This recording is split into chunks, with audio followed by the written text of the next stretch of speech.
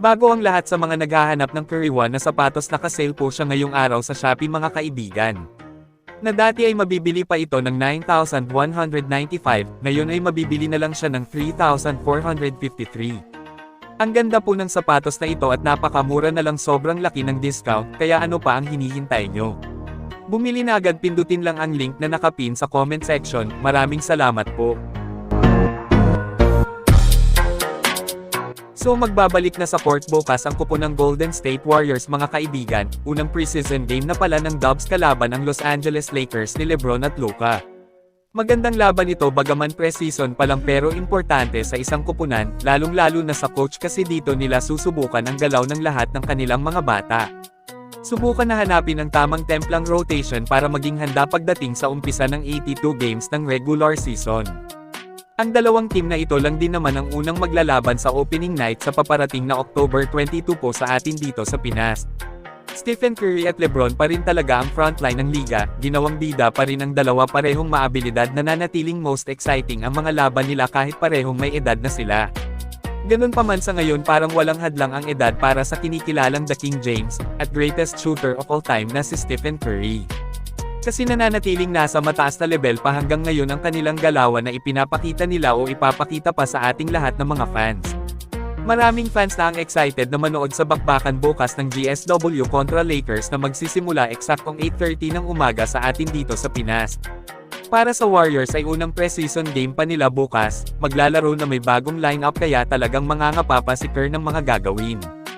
Para sa Lake Show naman ay bukas po ay ang kanilang ikalawang game sa preseason, unang laban kontra Suns kung saan talo sila sa laro na iyon. At hindi rin ganun kaganda ang naging debut game ng bagong sentro nila na si DeAndre Ayton. Masasabing hindi kaya ni Ayton ang mga ginagawa ni Anthony Davis noon sa Purple and Gold bilang kanilang gamit na pang-ilalim ng matagal-tagal. Bihira mahanap ang kagaya ng galawan ni AD, may tagal na noong mangyari ang trade na ito, pero yung ibang fans ng Lakers ay hindi pa rin naka-move on kay AD, palagi nilang hinahanap ito. Yung ibang fans naman sinasabing si LeBron na lang nga daw ang dapat na trade ng Lakers kapalit kay Luka kasi sayang daw si AD. Mas magagamit pa siya sa Lakers kesa kay LeBron, pero yun nga, sa mga hindi lang nakakaalam, hindi magagalaw si LBJ kasi may no trade clause na nakadikit sa kanyang kontrata. Sa laban bukas paniguradong parehong susubukan ng magkabilang coach na hanapin ang tamang starting 5 lineup na gagamitin, at tamang mga reserba para hindi kapusin sa gasolina sa mga laban. Samantala, pag-usapan naman natin ang injury report ng Warriors at Lakers para sa game nila bukas mga kaibigan. Sa Golden State Warriors ay masamang balita kasi nagtamo ng injury si Jimmy Butler sa nagdaang practice ng team nila.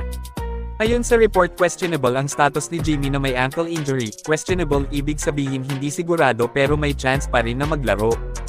Kaya tingnan na lang natin kung maglalaro ba si Butler bukas o hindi.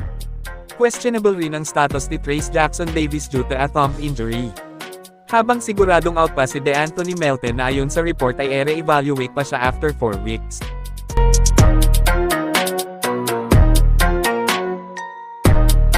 At para sa kupo ng Los Angeles Lakers naman mga kaibigan, ay hindi updated ang injury list ng team as of now, kontra Suns pa yung naka-mention na nakalagay dito.